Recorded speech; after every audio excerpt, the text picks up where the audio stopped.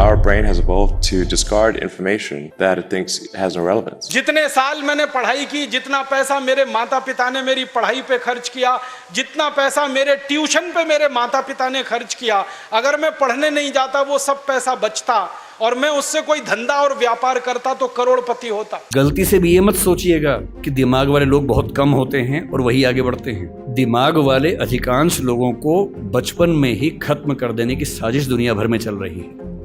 2019 की एक रिसर्च में साफ पता चला कि अमेरिका जैसे देशों के अंदर 25 लाख लोग ऐसे हैं जो अपने बच्चों को स्कूल भेजना ही नहीं चाहते।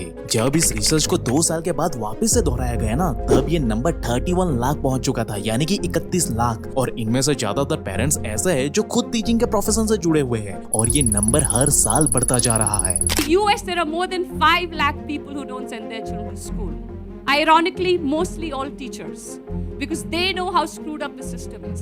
यानी ऐसे लोग जो खुद बच्चों को स्कूल में पढ़ा रहे हैं, वो खुद अपने बच्चों को स्कूल भेजना ही नहीं चाहते, क्योंकि उन्हें अब ऐसा कुछ पता चल चुका है जो आज तक किसी को पता नहीं चला था। यानी कि भाई स्कूल को कुछ इस तरह डिजाइन किया जाता है ताकि स्कूल जाकर पढ़ाई करने वाले बच्चे कभी समझदार बन ही ना पाए और वो जिंदगी भर गरीब और मजदूर ही बने रहे। और मैं दावे के साथ कह सकता हूँ कि अगर आप भी कभी स्कूल गए हो ना, तो आप में से 99% लोगों ने इस चीज को बारीकी से महसूस किया होगा, क्योंकि वहाँ पे आपको बचपन से ही नौकर बनाने के लिए ट्रेन किया जाता है, ना कि रिच एंड सक्सेसफुल बनने के लिए। मेरा नाम मोहित कुमार है। मैं बठिंडा में रेलवे स्टेशन में कुली का काम कर रहा हूँ। मेरे को 5 साल हो गए रेलवे स्टेशन पर काम करते को। मैं बीटेक की हुई है मैंने इलेक्ट्रॉनिक्स एंड कम्युनिकेशन में फरीदकोट से। मेरी वाइफ भी एमटेक कर रही है। अब मैं ऐसा खुलेआम क्यों बोल रहा हूँ वो आप इस वीडियो के अंत तक आते आते समझ जाओगे कि आगे स्कूल और कॉलेज को किस तरह से डिजाइन किया जाता है ताकि आप जीवन भर बस कुछ इलाइट लोगों के लिए काम करके उनके सपने पूरे कर पाओ। और ये बात कोई मैं हवा में नहीं बता रहा हूँ, बिल्कुल नहीं दोस्त, बाकी जो चीजें प्रॉपर साइंटिफिक रिसर्च और एविडेंस के साथ साबित हुई है ना, वही चीजें मैं बिना कोई फिल्टर के आपके सामने रख रहा हूँ। इसलिए कमेंट में सत्यमेव जयते लिखकर मेरे साथ इस वीडियो के अंत तक बने रहे। So hey beautiful people, welcome to Fundoo programming. मैं हूँ आपका दोस्त फंडू बॉय। तो इससे पहले कि हम स्कूल और कॉलेज के द्वारा बनाए गए मायाजाल के बारे में समझे ना, इससे पहले भाई हमें ये समझना होगा कि आज जो हम एजुकेशन सिस्टम को फॉलो करते हैं, आखिर उसे कब और क्यों बनाया गया था, आखिर इसकी जरूरत ही क्या थी। तो बात है आज से करीब 200 साल पहले की, यानी कि 1806 की, जब नेपोलियन की आर्मी पर्शिया पर हमला कर देती है और पर्शिया के पास भाई बड़ी सी आर्मी होने के बावजूद भी वो बुरी तरीके से हार जाती है। अब हारने के बाद पर्शियन लीडर सोच में पड़ जाते हैं कि आखिर उनकी आर्मी जो इतनी स्ट्रॉन्ग और पावरफुल थी, इसके बावजूद भी वो हार कैसे गए। अब काफी ज्यादा रिसर्च करने के बाद उन्हें एक बात समझ में आती है कि उनकी आर्मी भले ही बड़ी और पावरफुल तो थी, लेकिन उनकी आर्मी सही से ऑर्डर फॉलो नहीं करती थी। यानी वॉर के दौरान पर्शियन आर्मी अपने बॉस के ऑर्डर को फॉलो करने के बजाय अपना ही भाई दिमाग लगाना शुरू कर देती थी, जबकि वहीं नेपोलियन की आर्मी आंखें बंद करके नेपोलियन के दिए गए एक एक ऑर्डर को सही और सटीक तरीके से फॉलो कर रही थी। इसलिए भाई वो छोटी आर्मी होने के बावजूद भी आराम से जीत गए थे। अब ये बात समझ में आते ही पर्शियन लीडर दोबारा से ऐसा ना हो उसके लिए एक सिस्टम बिल्ड करने लग जाते हैं। एक ऐसा सिस्टम जिसकी मदद से सोल्जर के दिमाग को इस तरह से ट्रेन किया जा सके जिससे कि वो बिना सोचे समझे बस अपने बॉस का ही ऑर्डर माने, बस उतना ही करे और कुछ नहीं। Prussians produced a universal education system in the late 1800s because they were afraid they were losing military superiority and they wanted to produce a cadre of mindless obedient soldiers। और भाई इस आइडिया को implement करने का सबसे best तरीका था छोटे बच्चे के ब्रेन को कंट्रोल करना, जो अभी ज्यादा सोचने के काबिल भी ना हो, जिन्हें पता ही ना हो कि क्या सही है और क्या गलत। उन्हें बस जो बता दिया जाए वो उन्हें सच मान ले।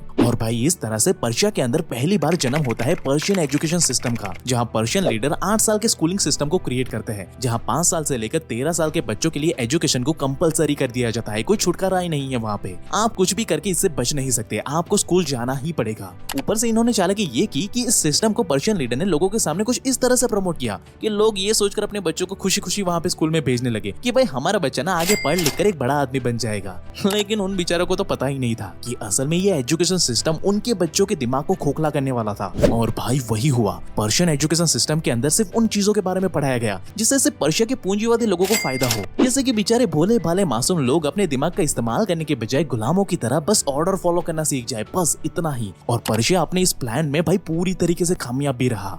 लेकिन भाई बात यहाँ पे खत्म नहीं हुई, बल्कि जब बिलियनर जॉन डी रॉकफेलर, जो कि यूएसए के एक इंडस्ट्रियलिस्ट है, उनके पास ना उस समय एक बड़ा सा ऑयल एम्पायर था, लेकिन उन्हें कोई काम करने वाला मिल ही नहीं रहा था। इसलिए कई बार वो जबरदस्ती से अमेरिकन को पकड़ करके लेकर आते थे ताकि वो उनकी ऑयल फैक्ट्री में वर्कर का काम कर सके। लेकिन इसके बावजूद भी वर्कर्स मौका मिलते ही वहाँ से भाग जाते थे, जिसका कारण भाई बिल्कुल सिंपल सा था, क्योंकि उस समय यूएसए के अंदर ना लोग नौकरी को गुलामी की तरह देखते थे, किसी को नौकरी करनी यानी कि गुलामी करनी पसंद नहीं थी। इसलिए मेजोरिटी लोग खेती करते थे या फिर अपने हाथों से बनाई हुई अलग अलग चीजें मार्केट में जाकर बेचा करते थे। और रही बात एजुकेशन की, तो उस समय पे ना अमेरिका में लोग एजुकेशन पे इतना कुछ ज्यादा फोकस नहीं करते थे, क्योंकि भाई बिना पढ़ाई लिखाई के भी सब सुकून की लाइफ जी रहे थे, इसलिए वहाँ पे कोई भी इतना ज्यादा एजुकेशन पे फोकस नहीं करता था।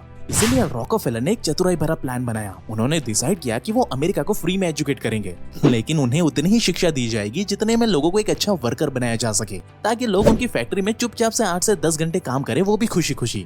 और भाई वही हुआ। रॉकफेलर ने पूरे यूएसए के अंदर यह ऐलान कर दिया कि वो अमेरिकन पब्लिक स्कूल खोलने जा रहे हैं, जहाँ अमेरिका के बच्चों को फ्री में पढ़ाया जाएगा। अब ये सुनकर अमेरिका के लोग रॉकफेलर को भगवान मानने लगे, लेकिन भाई उनको कहाँ पता था कि उनके बच्चे स्कूल जाएंगे तो अपनी इनोसेंसी, क्रिएटिविटी और जॉय को लेकर, लेकिन जब वो स्कूल से बाहर निकलेंगे तब वो सिर्फ और सिर्फ एक अच्छे लेबर या मजदूर बनकर ही निकलने वाले थे। और रॉकफेलर का ये प्लान ना भाई कामयाब रहा। जैसा वो चाहते थे बिल्कुल वैसा ही हुआ। यहाँ तक कि रॉकफेलर ने तो खुलेआम पब्लिकली ये बात को कन्फेस भी कर लिया कि उन्हें नेशन ऑफ थिंकर्स नहीं बल्कि नेशन ऑफ वर्कर्स चाहिए, ताकि आने वाली जनरेशन भी उनके बनाए हुए सिस्टम की ही गुलाम बनी रहे। और इस तरह भाई पूरी दुनिया के अंदर एक ऐसा मॉडर्न एजुकेशन सिस्टम सामने आया जो आगे चलकर पूरी दुनिया को बदल देने वाला था। और इस मायाजाल से भाई भारत भी नहीं बच पाया, क्योंकि उस समय हमारे देश के अंदर ना ब्रिटिश सरकार राज कर रही थी, जहां ब्रिटिश सरकार के सामने भी सेम प्रॉब्लम थी। उन्हें अपने फैक्ट्रीज में वर्कर्स तो चाहिए थे, लेकिन कोई उनकी फैक्ट्रीज में काम नहीं करना चाहता था। और इस बात से ब्रिटिश सरकार समझ चुकी थी कि यहाँ उनकी ढाल नहीं गलने वाली, क्योंकि एक तो उन्हें वर्कर नहीं मिलते, ऊपर से लोग बारी बारी से उनकी फैक्ट्री से भाग जाते थे। इसलिए परेशान होकर इन्हीं सारी प्रॉब्लम को सॉल्व करने की रिस्पॉन्सिबिलिटी दी गई थॉमस बैगिंगटन मैकॉले को, जिन्हें आप लॉर्ड मैकॉले के नाम से भी जानते हैं। तो भाई यहाँ पे मैकॉले भाई साहब ने दिन रात एक करके एक प्रपोजल रेडी किया, जो बिल्कुल पर्शियन एजुकेशन सिस्टम का ब्लूप्रिंट था। मैकॉले बखूबी तरीके से जानते थे कि भारत के अंदर इस सिस्टम को लाकर वो यहाँ के लोगों का ब्रेन को हैक कर सकते हैं, और इसका लाइव एग्जांपल तो उन्होंने अमेरिका जैसे देशों में देख लिया था, इसलिए उन्होंने वही किया। और साल 1835 में मैकॉले ने इंग्लिश एजुकेशन सिस्टम को तैयार किया, जिसे ईस्ट इंडिया कंपनी ने बड़ी ही बेशर्मी के साथ इंग्लिश एजुकेशन एक्ट 1835 को पास भी कर दिया। और भाई इसमें मजेदार बात यह है कि इस एक्ट को भारत के पीछे लाने के कारण ये दिया जाता है कि भाई ब्रिटिश लोग ना हमारे भारत को सिविलाइज करना चाहते थे, इसलिए ये कानून हमारे लिए बनाया गया है, उनके लिए थोड़ी ना बनाया गया है। और भाई कई बेशरम लोग तो इसको सच भी मान लेते हैं कि भाई ये एजुकेशन सिस्टम आने से पहले हमारा कोई वजूद ही नहीं था, हमारे देशवासियों को तो इससे पहले कुछ आता ही नहीं था।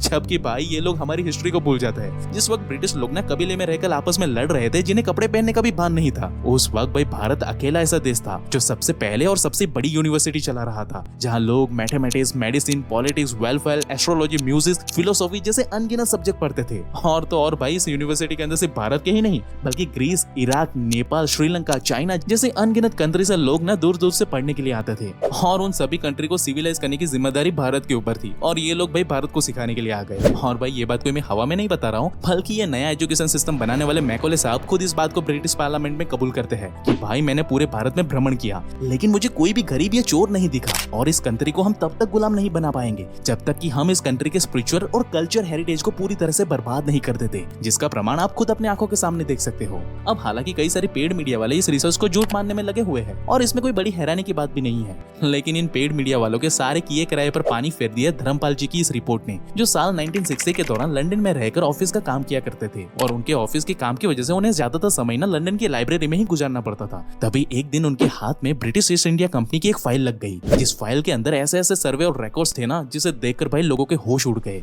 अब इन सर्विस को ब्रिटिश ईस्ट इंडिया कंपनी ने साल 1830 में इसीलिए कंडक्ट करवाया था ताकि वो भारत के अंदर पहले से ऑलरेडी चल रहे गुरुकुल सिस्टम को सही से समझ सके, और फिर बाद में लॉर्ड मैकॉले की मदद से पुराने गुरुकुल सिस्टम की जगह पे अपना नया एजुकेशन सिस्टम को भारत में लगा करके भारत को पूरी तरीके से गुलाम बना सके। और इस सर्वे के अनुसार भाई 1830 में ईस्ट इंडिया कंपनी के रिसर्चर्स खुद बताते हैं, विलियम एडम जिन्होंने बंगाल और बिहार का सर्वे किया था ना, उनका कहना है कि बिहार और बंगाल के अंदर ही सिर्फ 1 लाख से ज्यादा गुरुकुल मौजूद है। वहीं दूसरी तरफ थॉमस मुरुनो जो मद्रास का क्षेत्र संभाल रहे थे, उनका क्लियरली लिखित कहना है कि भारत के अंदर मुझे एक भी ऐसा गांव नहीं मिला जिसके अंदर एक भी स्कूल ना हो, और उस स्कूल में सबसे ज्यादा राष्ट्र प्रेम सिखाया जाता है, और वहाँ के बच्चों को हर एक स्किल सिखाई जाती है जो उनके जीवन में काम आ सके, ना कि किताबी ज्ञान। और भाई मजेदार बात यह है कि इन सर्वेस के बाद, इन सारे डेटा पॉइंट को हासिल करने के बाद ही मैकॉले भाई साहब ने भारत को बर्बाद करने के लिए इंडियन एजुकेशन सिस्टम को तैयार किया था, जिसे कि भाई बदकिस्मती से आज भी हम अपने कंधों पे धो रहे हैं। उधर अमेरिका वाले तो समझ चुके हैं कि आखिर कैसे स्कूल हमारे ब्रेन को गुलाम बना रहा है, इसलिए वहाँ के लोग तो अपने बच्चों को स्कूल में भेजना ही नहीं चाहते। लेकिन भाई भारत के अंदर हालात और भी ज्यादा खराब होते जा रहे हैं, जहाँ माँ बाप एजुकेशन को बच्चे की खुशी या कभी कभी तो बच्चों की लाइफ के ऊपर भी रख देते हैं, जिसका नतीजा ये होता है कि बच्चे बेचारे खुद को घिस घिस कर पास तो हो जाते हैं, लेकिन तब तक वो अपनी क्रिएटिविटी, इनोसेंसी और जॉय पूरी तरीके से खो देते हैं। जहाँ परिवार वाले तो ढोल बजाकर खुशी मना लेते हैं,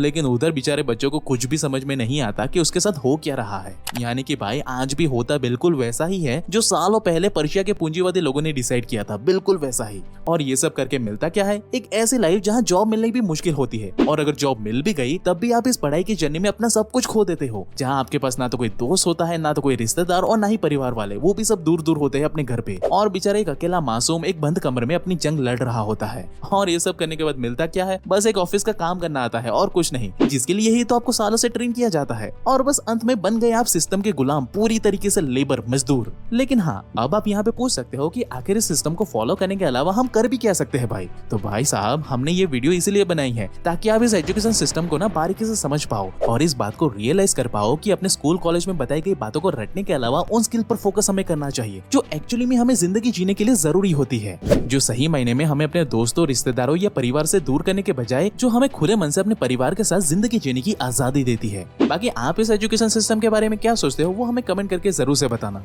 अब इसमें चाहो तो आप हमारे ChatGPT के वीडियो कोर्स की भी मदद ले सकते हो, जो भाई शुद्ध हिंदी में आपको 2 घंटे की पढ़ाई को बस 20 मिनट में ही कंप्लीट करवा देता है, जिससे कि बाकी बचे समय को आप प्रैक्टिकली ऐसे स्किल सीखने में इन्वेस्ट कर सको जो स्कूल एंड कॉलेज में आपको कभी सिखाई नहीं जाती। लेकिन भाई, क्या आपको ये पता है कि इस एजुकेशन सिस्टम को डिजाइन करते वक्त इंग्लिश को ही इतना प्रायोरिटी क्यों दिया गया है कि आज जहाँ देखो वहाँ इंग्लिश का ही बोलबाला चल रहा है? क्या वो अंग्रेज इंग्लिश बोलते थे इसलिए, या फिर इसके पीछे भी कोई और ही षड्यंत्र छुपा हुआ है, जिसके बारे में अगर आप बारीकी से जानना चाहते हो ना, तो कमेंट में हमें नेक्स्ट पार्ट लिखकर बता दो। हम इसके बारे में भी आपके लिए डिटेल रिसर्च वीडियो लेकर आएंगे। तब तक के लिए आप इस लेफ्ट वाली वीडियो पर क्लिक करके इस पूरे सिस्टम को और भी बारीकी से समझ सकते हो। और ऐसे ही लाइफ चेंजिंग वीडियो हर हफ्ते देखने के लिए ना भाई, हमारे चैनल को अभी सब्सक्राइब करें। And at last, thank you for watching guys.